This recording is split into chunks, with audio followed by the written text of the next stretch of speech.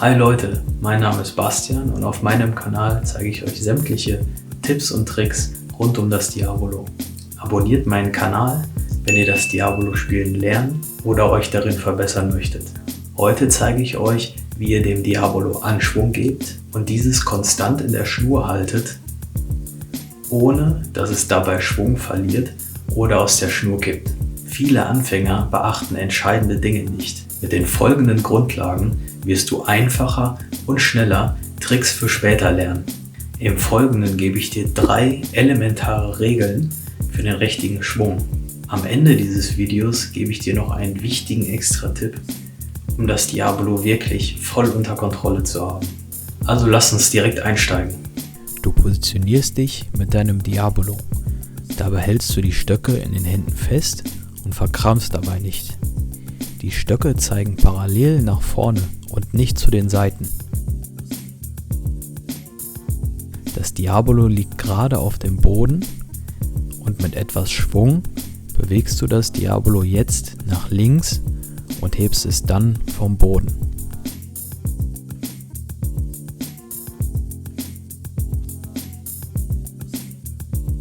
Als Linkshänder bewegst du das Diabolo von dir aus gesehen nach rechts.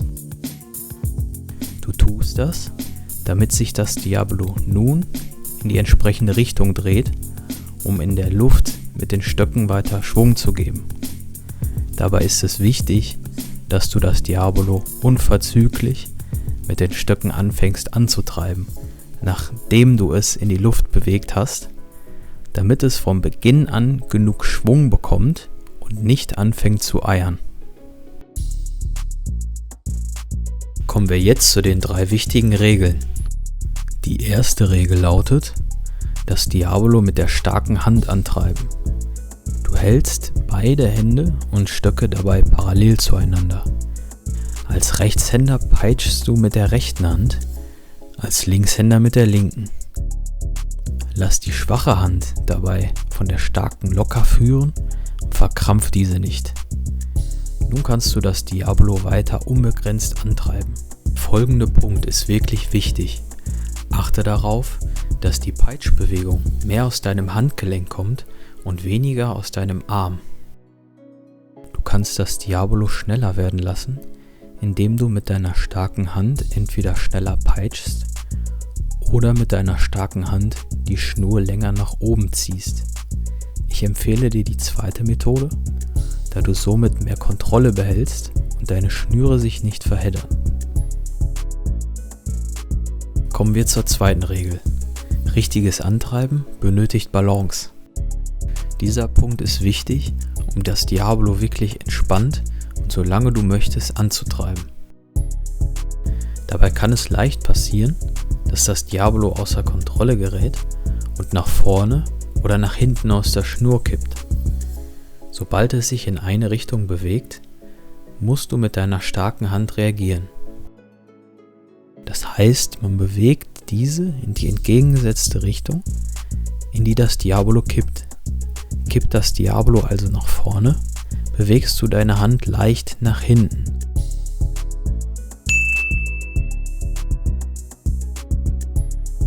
Kippt das Diabolo nach hinten, bewegst du deine Hand leicht nach vorne.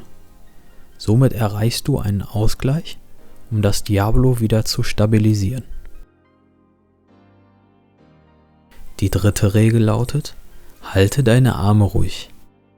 Wichtig dabei ist, du kannst das Diabolo während der Stockbewegung leicht weiter antreiben, damit dieses seinen Schwung nicht verliert. Außerdem solltest du das Diabolo nicht zu stark in die entsprechende Richtung bewegen, sondern nur leicht, um wirklich die Kontrolle zu behalten. Sonst kann es passieren, dass du nur am Ausgleichen bist. Hast du das Diabolo wieder ausgerichtet, sodass es wieder gerade steht, dann kannst du die Stöcke wieder parallel zueinander halten und ganz normal weiter antreiben. Ich hoffe, du konntest meinen Regeln soweit folgen. Wie versprochen erhältst du nun einen wichtigen Extra-Tipp. Kannst du dein Diabolo nun antreiben und sicher in der Luft halten, dann ist es Zeit, das Ganze jetzt auf die nächste Stufe zu bringen. Und zwar kann es passieren, dass das Diabolo sich nicht nur nach oben und nach unten bewegt, sondern auch nach links und rechts. Hierbei kippt das Diabolo zwar nicht aus der Schnur, allerdings möchtest du das Diabolo kontrollieren und nicht das Diabolo dich. Möchtest du das Diabolo nach rechts orientieren, dann nimm den unteren Teil deines linken Stockes, also die Stelle, an der sich deine Hand befindet, und streife vorsichtig die linke Seite derjenigen Schale, die zu dir zeigt. Halte den Stock dabei gerade nach oben. Durch Berührung dreht sich das Diabolo wieder nach rechts.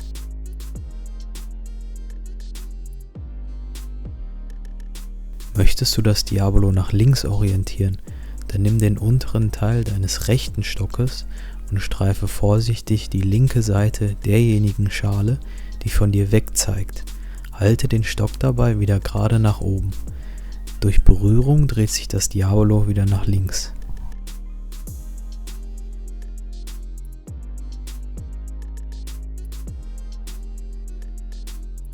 Durch diese Grundlagen, die ich dir erklärt habe, solltest du das Diabolo nun richtig antreiben können und sicher in der Schnur halten. Wenn es dir nur noch selten oder sogar gar nicht mehr aus der Schnur fällt, dann beherrschst du nun das grundlegende Diabolo-Spiel. Von hier aus kannst du nun deine Fertigkeiten verbessern und die ersten Tricks lernen. Falls du noch Probleme mit dem Antreiben oder Fragen zu einem bestimmten Trick hast, dann schreib mir gerne eine Nachricht oder hinterlass mir einen Kommentar.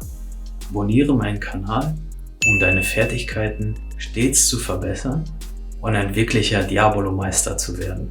Ich helfe dir gerne weiter. Hab noch einen schönen Tag, dein Bastian.